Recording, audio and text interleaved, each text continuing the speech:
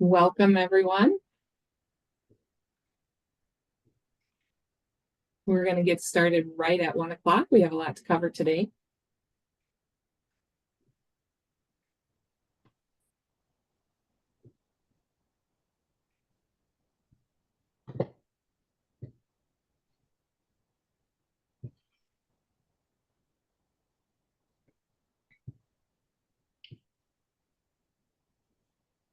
Hope everyone's enjoying some beautiful early spring weather.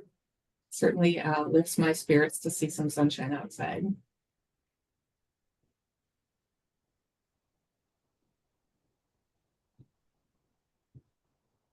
All right, I have 1 o'clock and I think we're just going to get started. Welcome to our presentation today on digital accessibility for transportation providers. My name is Jane Mahoney, and I'm a training and technical assistance specialist with the National Aging and Disability Transportation Center, or NADTC. In our next slide, I'm going to give some really quick instructions for participating in this Zoom webinar. All participants are muted with cameras off. And as with all our events, our session is being recorded, and the recording and all materials, including the PowerPoint, will be posted on the NADTC website after the webinar. We have a live captioner today providing captions, and they can be viewed by clicking on the CC button at the bottom of your screen, or there's a link in the chat that you can click on to view the captions in an external window. If you have questions for any of the presenters, please use the Q&A button instead of the chat. And we're going to try to reserve time at the end to address your questions. The chat will be open, however, and can be used for general comments or technical assistance. Next slide. The National Aging Disability Transportation Center is a federally recognized technical assistance center that's funded through the Federal Transit Administration with guidance from the Administration for Community Living.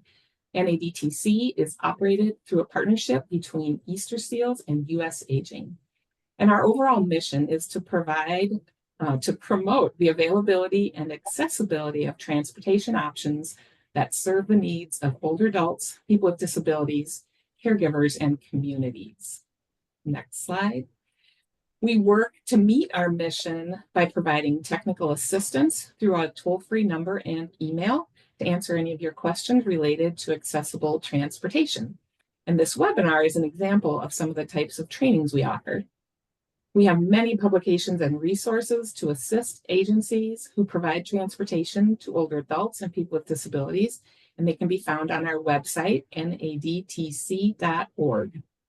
You'll find a number of resources on our website on coordination and partnerships, as we believe these are vital to providing accessible transportation. And I encourage you to check out our Coordination Committee Toolkit, as well as our new Community Engagement Toolkit. And I think you'll find links to those in the chat. And then lastly, we offer community grants to promote innovative ideas to become a reality in local communities. And right now we are several months into a rural transportation planning grant. And you can read about our 11 grantees on our website, which again is nadtc.org. Next slide. I'd like to now introduce our guest presenters. First off, we have Kara Marcus, who is no stranger to many of us. She is the Knowledge and Resource Manager at the National Rural Transportation Assistance Program, otherwise known as National RTAP. And I've had the pleasure of working with Kara for many years as a colleague from another FTA center, but also working with her on TACKLE, the Technical Assistance Coordination Library, which Kara has been in charge of for many years. And Kara has worked hard with me on planning this webinar on a topic that we both find to be of great importance. And then we also have Matt Feldman. Matt is the Vice President of Business Development at Vispero with over 25 years of experience advancing accessibility. His diverse background spans IT consulting, program management, strategy, training, and business development, giving him a unique perspective on building solutions that empower all users. And Kara is going to share a little bit about National RTAP next.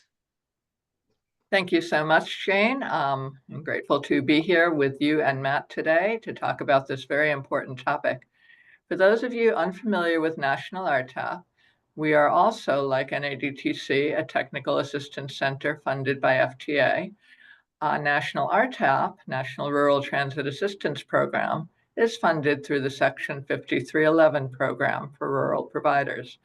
We provide free training materials and technical assistance, like this webinar and many others, to rural and tribal transit providers and also to state and territorial RTAPs. We're governed by a review board, which consists of 14 state DOT and rural and tribal transit agency managers from across the country who help guide and shape our work. All right. We are going to go at nationalrtap.org. Sorry, Kara. Okay, we're going to dive right into overview of our webinar on the next slide.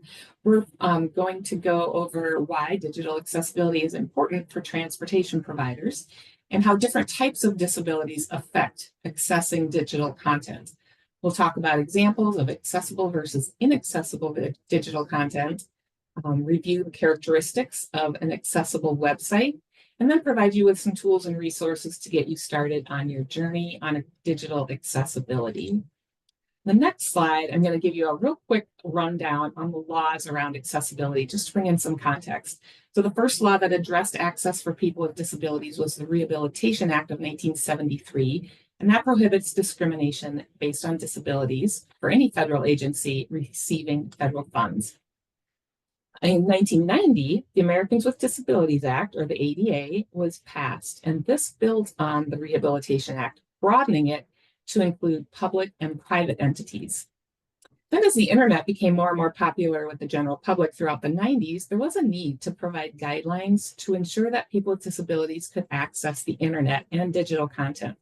So in 1998, the Rehabilitation Act was amended to include Section 508, which requires agencies to make their electronic and information technology accessible to people with disabilities. Shortly thereafter, in 1999, the Web Content Accessibility Guidelines, or WCAG, also called WCAG, were developed. And these are the formal set of standards that are used to create accessible digital content. And as you work with digital accessibility, you're going to hear a lot about Section 508 and the WCAG guidelines. And then finally, just last summer, the Department of Justice passed a final rule which updated its regulations for Title II of the ADA, and it establishes specific requirements about how to make sure that web content and mobile apps are accessible to people with disabilities. And these requirements are for all state and local government entities and their third-party suppliers. And this came about because there are an increasing number of services that can be accessed or applied for online. And if things are not designed accessibly, these services are not going to be equally available to individuals with disabilities. Next slide. So in addition to the laws that guide us to make content accessible, the main reason I think that digital accessibility is important is to really make sure that everyone has equal access to your services. So just as stairs can exclude people who use wheelchairs from entering buildings, inaccessible web content and mobile apps can exclude people with a range of disabilities from connecting with your services. So the question is, can everyone access the information and services that you offer online or through a mobile app? Example of these online services include transit schedules, directions or instructions for how to use your service, applications, online payment options, and mobile apps. And now I'm going to turn things over to Matt, who's going to talk about different types of disabilities that people may have that can affect how they access online information. Matt? Great. Thank you so much, Shane. It's a pleasure to be here with everyone. Before we can talk about accessibility, the first thing we probably want to talk about are the individual users and their needs. And when we talk about people with disabilities, we often think of them in these different categories. The first category is vision impairments. This includes limited sight, blindness, or color blindness. We also have mobility and dexterity challenges that affect movement. There's sensitivity to motion, flickering and flashing lights. We also have hearing impairments. This includes partial or complete hearing loss, learning and attention difficulties, including autism, spectrum conditions, speech impairments that make verbal communication challenging. And I think that really understanding these groups help us create a more accessible user experience, because we need to think about them all as we design and kind of build all of our content out. So now we're going to actually spend a little more time thinking about the specific needs and challenges for each of these groups. And we're going to start with our vision disabilities group. So again, this could be limited sight, this could be complete blindness, or this could be color blindness. These users may rely on a screen reader, which is how they would access digital content. We're going to actually get a demonstration of that assistive technology a little bit later. Some folks who have limited vision require magnification. This could just be magnification of fonts or the entire screen. And then we also have users that can't distinguish certain color combinations. There's color blindness that actually kind of removes the red pigment from their vision. Therefore, anything that is red quite literally disappears on the screen. So these are all different kind of needs that we have to keep in consideration. Auditory groups, auditory disabilities here. So auditory disabilities impact individuals who are deaf or hard of hearing. People with auditory disabilities may struggle with videos that lack subtitles or transcripts, making that spoken content inaccessible. They may also be unaware of audios or videos that play automatically without visual cues. That's also something that's sometimes common on the web. There's videos or audio content automatically plays, and that might not be something that this group is even aware of. Additionally, they cannot rely on audible alerts or notifications. So these are things we have to keep into consideration. Skip one, there we go. Next, we have another group that we'll talk about is people with physical disabilities. Physical disabilities can vary from a temporary impairment to something more permanent. Not everyone, for example, will be using a mouse, or even if they are, they might find it difficult to make a precise movement or click. I know my mother personally really is challenged with this based on some challenges she's had with her fingers. Some may use only a keyboard. Very common. The blind community primarily relies on a keyboard to interact with a screen reader. So you have to ensure that your website and your content is usable with just a keyboard alone. Others may use very specialized hardware, such as a slow tracking mouse, ergonomic keyboards, or something even more specialized, such as a speech input or switch access. It's very common that the needs of an individual are very specialized based on what they need access to. So all of this comes into play when you're thinking about individuals with physical disabilities. And it's important that all of the navigation, whether you're filling out a form or you're interacting with controls, can be operated with all of these different types of devices as well. So you really have to think in a broad way. Next, we have cognitive disabilities, and this is a very broad range of conditions. This includes learning disabilities like dyslexia, autism spectrum disorders, attention deficit disorders, traumatic brain injuries, and even stroke. These conditions can affect memory, problem solving, attention, and language skills. People with cognitive differences may take longer to complete tasks. They may struggle with focus. And when you think about this, there's really no one size fits all. So my recommendation is you really need to focus on just having very clear communication to ensure that all of those needs are met. Our next group is speech disabilities. So some individuals have difficulty producing recognizable speech, which can make verbal communication very challenging. They may struggle to use voice recognition software, limiting their ability to interact with voice-based systems like Alexa or Siri, and I apologize if I just set that off in your home. Providing alternative communications options such as email, live chat, and text-based support is essential when it comes to the needs of this community. I'm sure we all have family and age, family members who are aging. As people age, they often experience changes in vision, hearing, mobility, dexterity, and cognition. My parents, like many others, have encountered some of these challenges, whether it's struggling to read small text, having difficulty hearing audio, or finding it harder to use a mouse or a touchscreen. Accessibility isn't just for others, it's for all of us, especially as we get older. And a great way to think about this is designing for your future self. What helps my parents today will likely help me and all of us down the road. So it's a really great way to think about how to approach accessibility. And then not all impairments are permanent. We also encounter temporary impairments. These are short-term injuries and conditions that affect the way that we interact. For example, you might develop a cough or lose your voice completely, temporarily making it difficult to speak.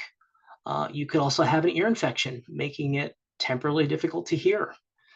You might have carpal tunnel syndrome or a broken arm, making it difficult to use your hands or a mouse. And finally, I personally suffer from migraines, which can temporarily make it difficult to think, to see, and even to talk. So oftentimes it's a temporary impairment that dramatically impacts how you would interact with content, not necessarily a full-time one. And finally, I just want to say that it's important to take the important takeaway here is that accessibility features designed for people with disabilities end up benefiting everyone. So for example, closed captioning helps those who are deaf or hard of hearing, but it's also useful in a noisy environment. I know my wife and I personally use closed captions all the time when we watch movies. Sometimes we're just having a hard time hearing some of the language, and it just makes it a better experience. Voice recognition software created for those with mobility impairments is now widely used for hands-free tasks, like when you're driving. Thinking about how you've personally benefited from these solutions. Accessibility tools improve convenience and productivity for everybody. So it's not just about the needs of specific individuals. I think there's a lot of benefits to all of us. Now, I also wanted to spend a little time talking about disability etiquette. Disability etiquette is really about interacting respectfully with people with disabilities. Obviously, you should treat them as equals. You should ask before offering and avoid making assumptions about their needs. I've kind of been at this for 25 years, but this is probably something I wish I had access to early on because I was always hesitant to engage with some of my colleagues. I was nervous I was going to say the wrong thing. I was anxious about that experience. So the first thing we should always note is that it's important to remember that people with disabilities are people first. They're not defined by their disability. The disability is only one aspect of a person's identity and should only be mentioned when relevant to the conversation or situation. Keep in mind that disabilities are not always visible. They should be acknowledged without making assumptions. And on this slide, I've actually pulled together some language that would suggest that we need to avoid and things that you can say instead. And having been in the field for 25 years, I've had the opportunity to collaborate with hundreds, if not thousands, of individuals. And the language we choose is really important when we have those conversations. This table includes a number of examples. So let's start with handicapped. This is a very outdated term. Instead, we should be saying person with a disability or disabled person, depending on their preference. It's okay to ask their preference, by the way. In fact, they might appreciate that. So don't be afraid to ask. Another example that we should avoid is the disabled. In this case, we should probably say people with disabilities. Again, people first. Other examples include the blind. Instead, use people who are blind or blind individuals. This one makes me cringe a little bit, but I have heard it before. Normal person. Instead of saying normal person. It should be non-disabled person to avoid implying that people with disabilities are abnormal in any way. So non-disabled person should be used in that case. Also, the terminology suffers from disability. It's better to say someone has a disability or lives with a disability versus choosing to use the word suffers. Another word that has been used is crippled. Instead, you should be saying a person with a mobility disability instead of crippled. So a person with a mobility disability. And then wheelchair bound. The appropriate term here is a wheelchair user. They're not bound to the wheelchair, they're just using it. And then finally, deaf and dumb. This has been used in the past. The correct term here is deaf or hard of hearing. So just by simply replacing some of this language in your vocabulary is really going to make a difference for you. And again, this is probably something I wish I kind of had access to early in my career. So hopefully that was beneficial. Okay, now is the fun part. This is the interactive part where technology gets interesting on a webinar. What I'd like to do is I'd like to shift gears and show you a real world example of how people access digital content. Most users rely on assistive technology to interact with websites and digital content in the blind community. I'm very proud to say that I work for Vispero, and we're the makers of a product called JAWS. We're actually celebrating 30 years with this product, and it's the most widely used screen reader in the world. JAWS provides a spoken output of what's on the screen, such as text, images, links, and form fields. It also supports Braille displays for those who prefer tactile feedback. So as I go through the demo, just pay attention to how the screen reader announces different page elements, such as headings, links, or interactive buttons. Additionally, I'll be activating a feature that highlights exactly where the screen reader is with that content, so you can make that connection to the corresponding content. And without further ado, I'm going to just stop sharing my deck here. And I'm going to try to switch to a browser.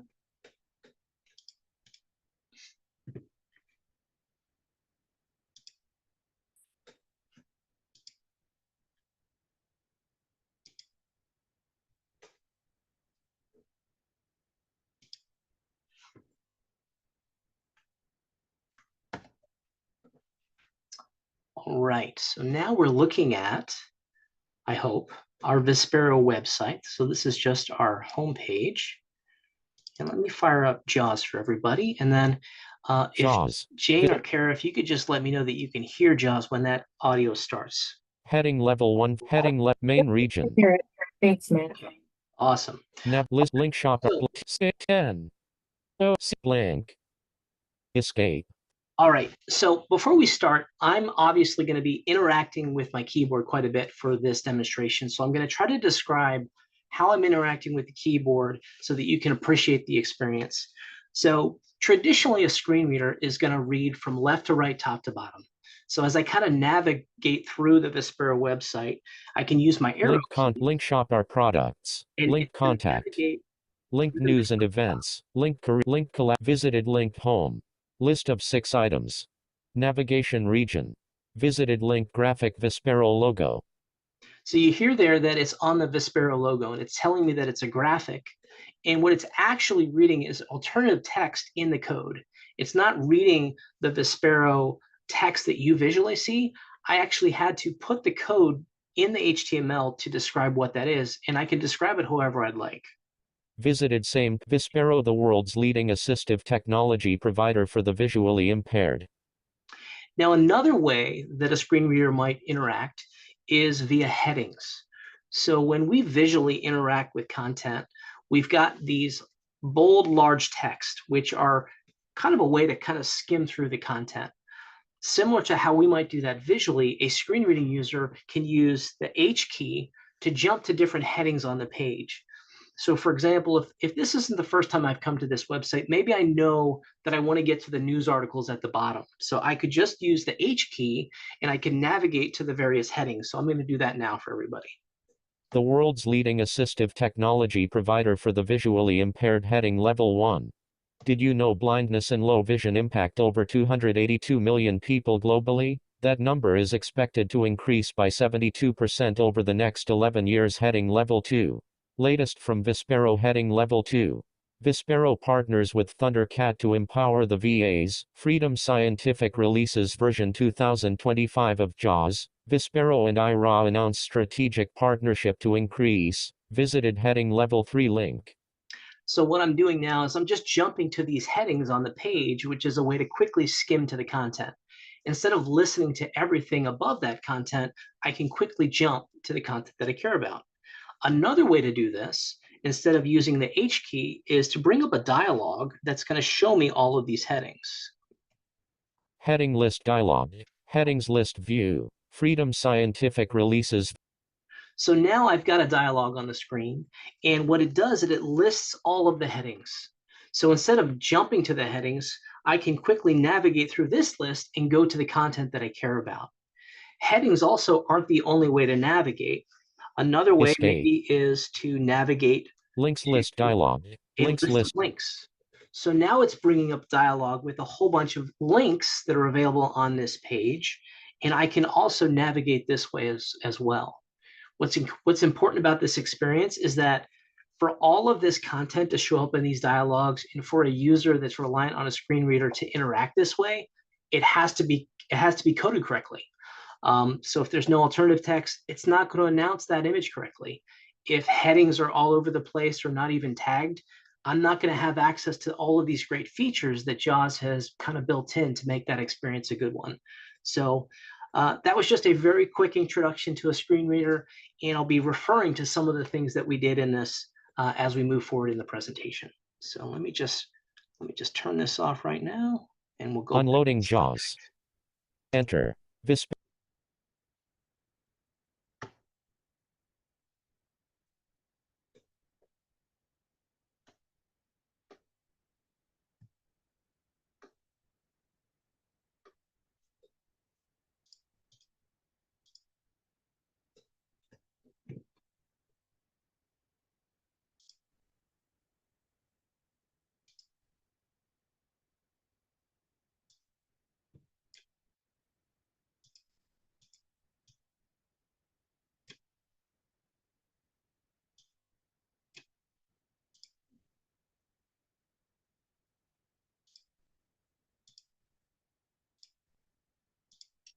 We should be back.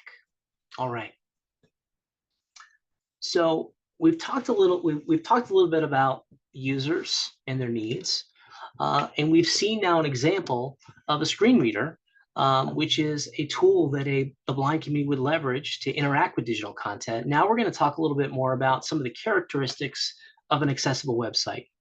So these concepts will also apply, by the way, to mobile applications and documents. So while I'll be talking in context of a website experience, certainly these characters can be applied elsewhere. I'll also say that the list that we're talking about today is not comprehensive, but given the time that we have, I think it's going to provide the right solid foundation for us. So today we're going to look at text content and links, images and non-text content, the use of color, page structure and headings, which we just had some good examples of, keyboard navigation, and multimedia and video content. Okay, the most common one here is going to be our text content. So let's go over some simple tips for making text easier to read for everyone. First, use large text. Make sure that your text is big enough for people with poor vision to read easily. Next, make sure that there's good contrast between your text and the background. High contrast, like black text on a white background, helps people read more easily and their eyes won't get as fatigued. For fonts, it's best to use sans serif fonts. Serif fonts are essentially the fonts that are a little more decorative. They have curls on the edges. So serif fonts are things like Arial, Helvetica. These are cleaner, simpler to read, especially for people with vision problems or dyslexia. Then you got to think about line spacing. Make sure that you leave enough space between the lines. This makes it easy for people to follow the text without getting lost. Also use generous letter spacing. Giving space between letters helps with readability, especially for people who have dyslexia. You should avoid justified text. This is where the text is aligned to both the left and the right edges. It can create awkward spaces between the words, so it's a best practice to stick to left-aligned text instead, so it's much easier to read. Finally, avoid italics. Italics can be harder to read, so it's better to use regular upright text. And on this slide, I do have an example of my local bus transit website, the Fairfax Connector, and they've done a really nice job of incorporating a lot of the examples that I've listed here today. So with a little thought and planning, this is certainly something that we can all put into place. Now let's talk about links. So links are a key part of navigation of any website or app, and it's important to make sure that they're easy to use and understand. First, always make link text clear and descriptive. Avoid using generic terms like click here or read more. Instead, explain what the link leads to. One of the, on the slide here, I've got basically a bad, better, and best example. The first one here is just listing the read more as the link text. It actually provides absolutely no context. It's not compliant, and it's a terrible example. And in fact, oftentimes when you just have read more, it's not just one link. Oftentimes that's a pattern where you say read more, every single link. And when I was doing that demonstration, I was able to bring up a list of links. All of those lists, that entire list would just say read more the entire time. So it really wouldn't provide any context as to where that link was headed. So you'd almost like you're providing an Easter egg hunt where you have to go and click on all these links to figure out where it's headed. That's an absolutely terrible experience. Our second example here is somewhat better, not perfect, but you essentially have the link text read more, but it includes additional context in the same paragraph. So you're able to pull that context in as you're interacting with the content, but it's not great. The best approach is to simply make the link text specific to what the link leads to. So in this case, company history. Just make that the link itself. And now when it's showing up in a list or I'm simply navigating through those links, I know exactly where I'm headed. Another fairly significant characteristic of web content is images these days. Different types of images need different types of alternatives based on the purpose. So we're going to kind of focus on three different types today. One is functional images. This would be a button or a link. These need alt text explaining what the image does, such as submitting a form or playing a video. So these are functional images where you absolutely need to have effective descriptions to ensure that the user understands what the image is intended for. Next, you have decorative images, which actually don't add much meaning at all. So in this case, the best practice is to not add alternative text or add a null attribute, so that a screen reader would actually just ignore that altogether. As they're interacting with content, there's times where it's not necessary. So you have to kind of flag that in the code so that the screen reader understands to skip over that. And then finally, we've got editorial images. This includes charts, photos, or photos that might explain content. This is where you have to really be careful to determine exactly what that alternative text should be. When you're the person that's deciding you want to include this in the content, you probably have an idea of what value that is bringing. So the alternative text really needs to describe your intent for including that image. You don't have to be too verbose, by the way. So if you have just a pretty picture of a sky, you don't have to describe the clouds and the colors and everything. What is the purpose for including that image? That's what you really need to convey in your alternative text. let's talk about some tips for writing alternative text.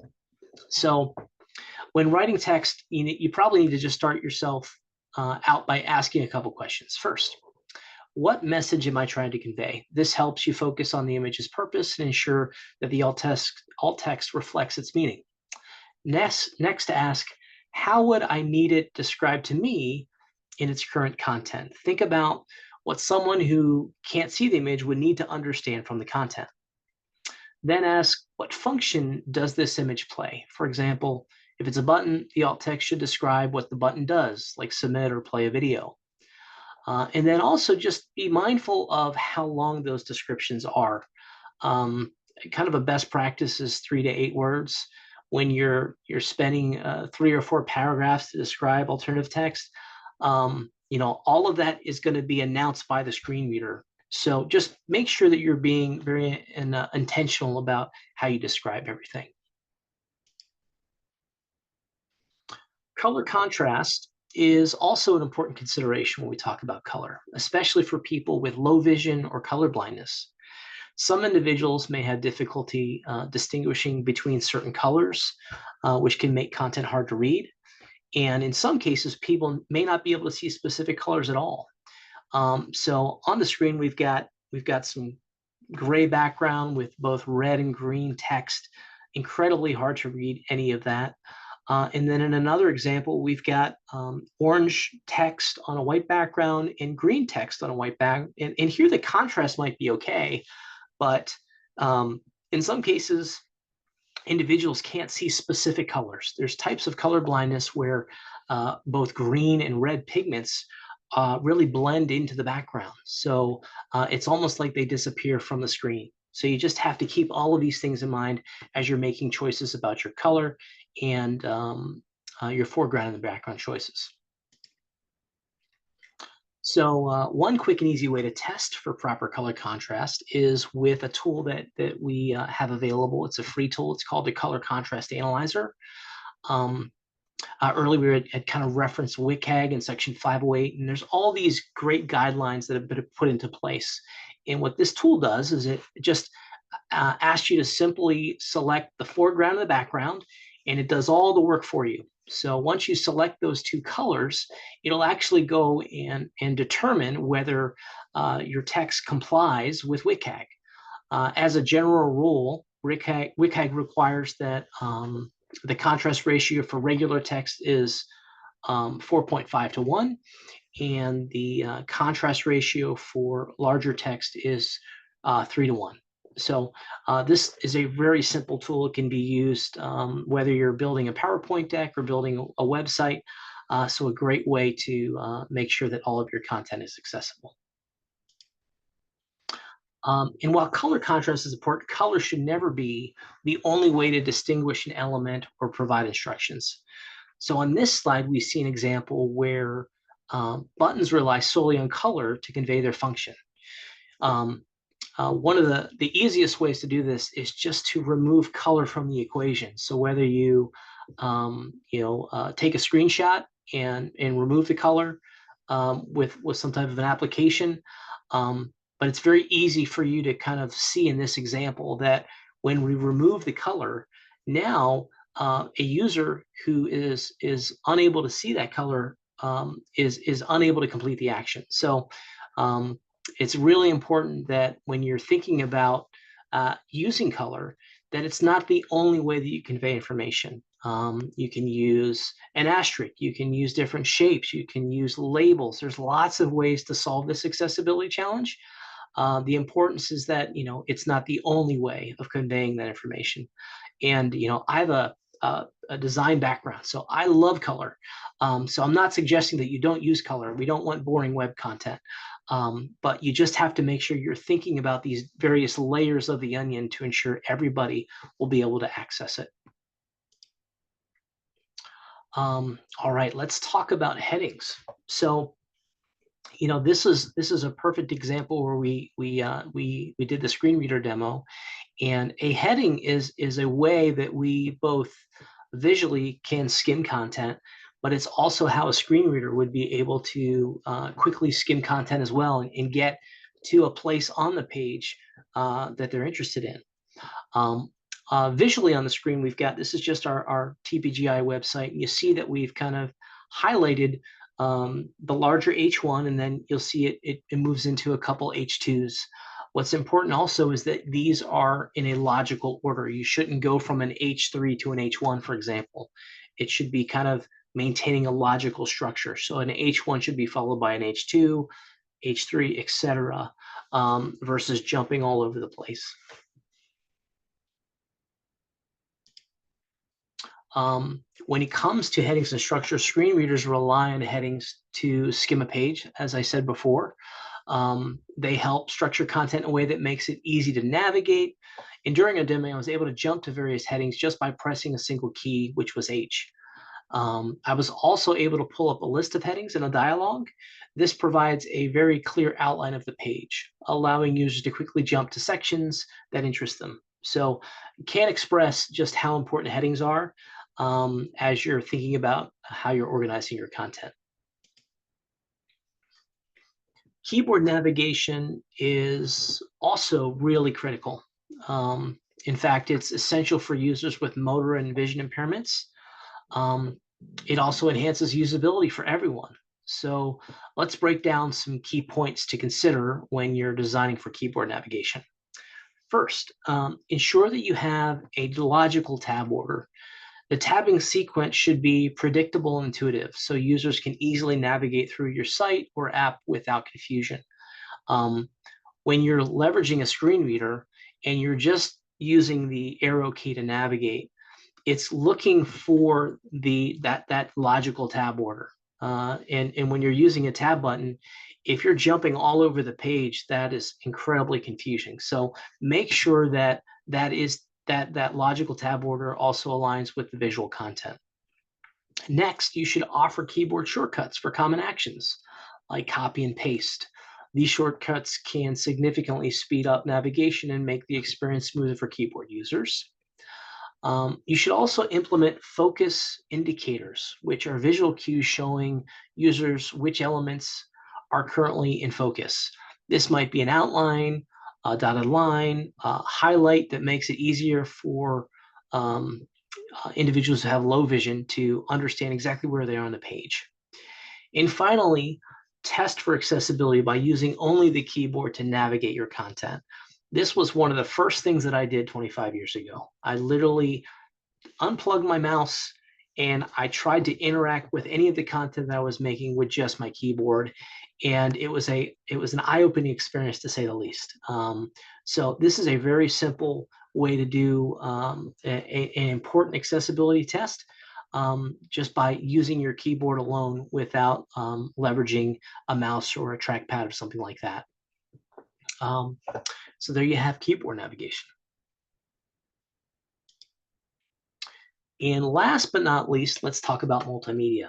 So ensuring multimedia is accessible is essential for users with disabilities, such as those who are deaf or hard of hearing or even blind. Let's look at some keys to making multimedia a little bit more accessible. First, captions and subtitles are crucial. They provide text versions of spoken content, helping users who are deaf or hard of hearing understand the audio and videos. Next, we have audio descriptions. These are verbal descriptions of visual elements in a video, which help blind or low vision users understand what's happening on the screen. For example, describing actions, facial expressions, or screen changes. I had the opportunity to actually listen to and watch one of the newer Star Wars movies with the audio descriptions, and it was an incredible experience. It allowed me to experience the content in a completely different way. And a lot of movies and a lot of content do have audio descriptions. You just got to go and turn them on. It's an important element when you think about how certain users would be able to experience that content. And lastly, transcripts are a valuable tool, offering full text versions of audio and video content, allowing users to read the information instead of relying solely on audio visuals. By providing captions, audio descriptions, and transcripts, we can ensure that all users, regardless of disability, have equal access to multimedia content. And I believe I've actually made it through my content, and now I'm going to hand it off to Jane to share some of her examples. Actually, to Kara. Oh, I'm sorry, Kara. Well, that was incredible, Matt. You really covered pretty much everything anybody would ever need to know about creating accessible websites. And wanted to share another example of a website that goes above and beyond in the transit industry. OATS is a large rural transit organization in Missouri. And you can see on their website, they use high contrast with sans serif fonts. Their website can easily be used with any screen readers. And their buttons have very understandable, clear, plain language names like bus schedules. Or they didn't say something like find it. And also, this I've rarely seen. Their website includes Relay Missouri, which is a service available to individuals who are deaf, hard of hearing, deaf blind. That's people who cannot see or cannot hear, and or speech impaired, to help them navigate the website and its resources. They also offer technical assistance through their staff. If you have trouble reading the schedule, please call us, and they give their number and we will assist you. I assume that means somebody will read it aloud. So that's really something I consider, going above and beyond, and they should be commended for their very accessible website. So you can see it at oatstransit.org. Next slide. Now, in addition to websites, you may have videos, either on your website or on a YouTube channel, and OATS has videos as well. So not only is their website accessible, but their videos are also highly accessible. So they have an American Sign Language interpreted, transcript-enabled plain language video about their transportation. So that really means that people with many kinds of disabilities can watch, read, hear, utilize their video. Next slide. Hello, deaf. You heard it a little and you saw the interpreter there. So yeah, take a look at that. When you see the slides, we have the link to the video in our presentation that will be shown on both ours and NADTC's website. Now, Matt mentioned this. In addition to websites, many transit agencies today have applications or apps. They could be web apps, they could be mobile apps used on a cell phone, tablet, or other mobile device. They should be accessible too to the same types of users with disabilities who would use your website. So some of the tips are the same types of things that Matt was talking about. But some are more, unique to apps. You should tag all the images in your app and add alt text. You should label all buttons and use a predictable layout. So if you're going to have apps and you have an app for ticketing and an app for payment, have the back button for all of them in a predictable place, like the top left. If you have moving graphics, your bus moving on the road, it requires voiceover assistance to be accessible. Just like websites, apps should use high contrast colors and easy to read fonts, sans serif, good color contrast. And also with your apps, offer users the ability to choose preferred app settings, how large they need the type to be, how fast they want things to load, etc. So there's a way to do this when you're setting up your apps. So if you're working with a vendor, ask them how to do it. And if not, read all the instructions or use an accessibility consultant to help you with that.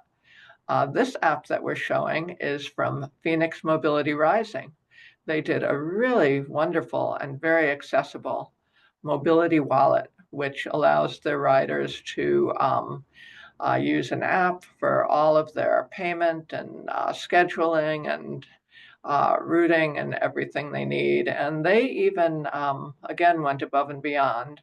They had a committee including people with disabilities, strenuously test their app.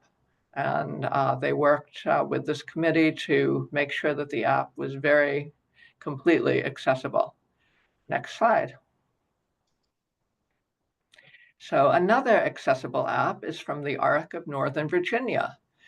So they feel that navigating public transportation is essential to participating in the community, which is also a rural community.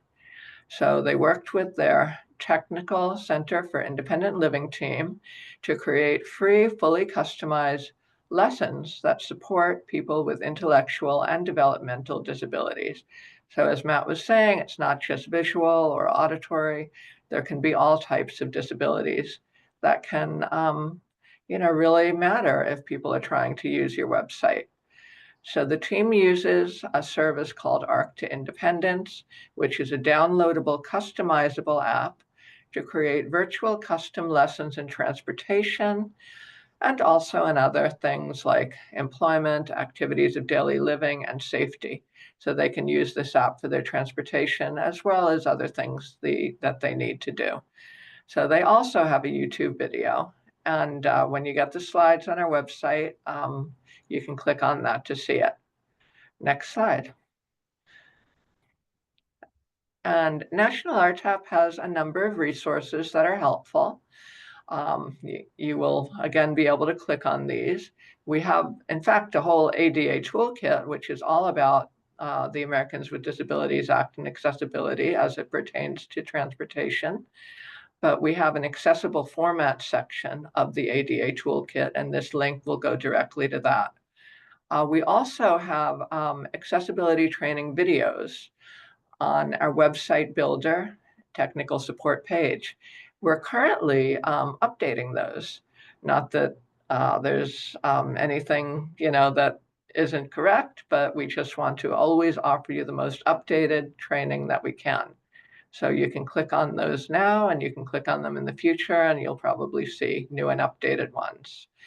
So we also like to refer people to the Section 508.gov documents training videos.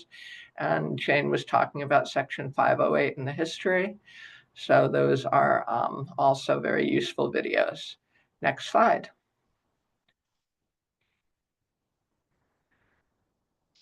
I think this might be me, Kara.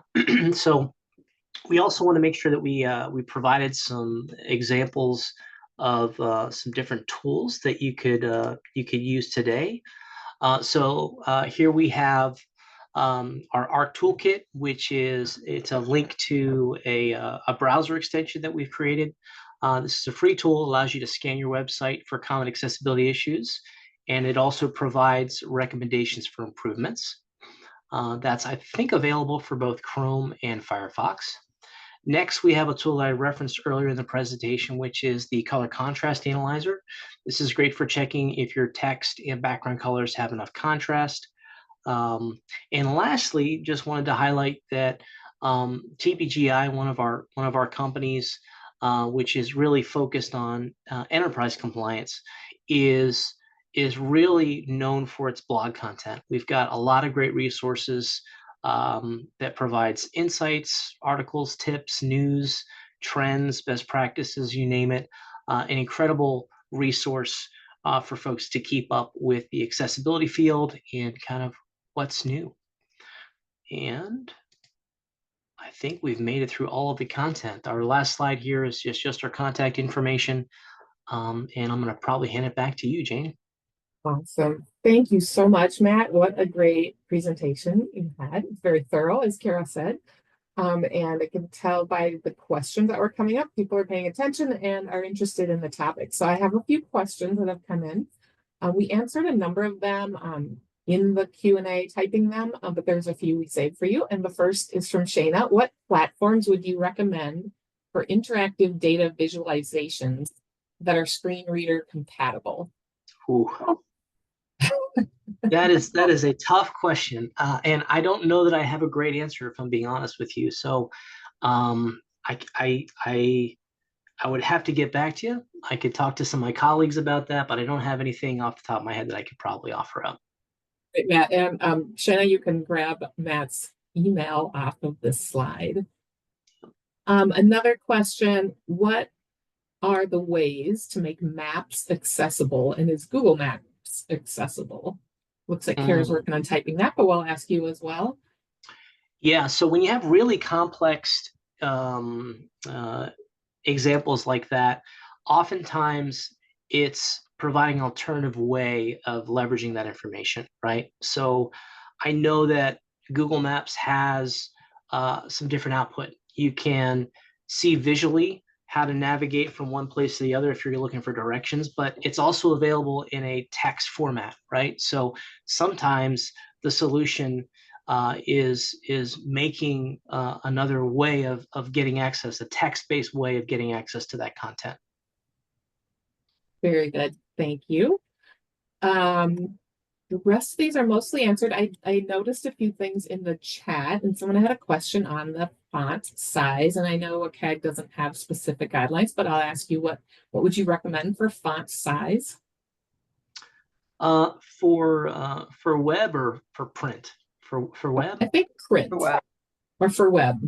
For web, usually 12 or 14. That's traditionally what our recommendation is. Very good. I know it's hard. I'm sure it's not. Yeah. They're specific because every font is a little different on how big it is, just in general.